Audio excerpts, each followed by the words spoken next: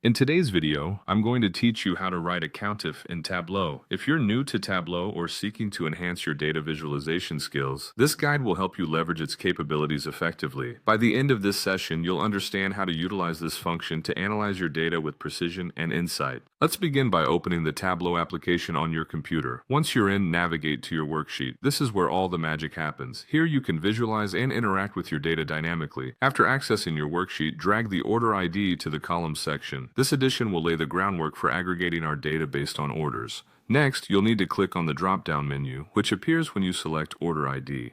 In this menu, switch the measure to Count. This step changes the default sum or other aggregative functions to a count, thereby providing you with a straightforward frequency count of your orders. Now, let's refine our layout by dragging the category and subcategory fields to the rows. Essentially, what we are doing here is structuring our data so that it's arranged by order, grouped into their respective categories and subcategories, a useful way to make our visualizations more insightful and organized. To enhance visual differentiation, take the category field and drag it to the color mark. This small but significant step will color code your data, making it easier to distinguish between different categories at a glance. Such visual cues are invaluable in data analysis, where clarity is critical.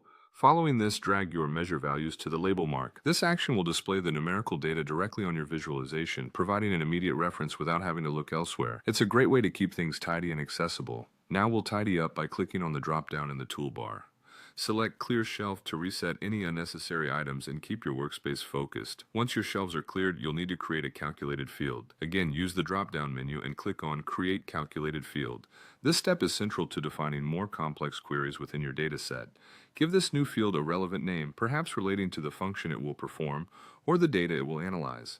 Type your query into the field, ensuring it's targeted correctly. This could be tailored to filter or count specific data. Once satisfied, click Apply.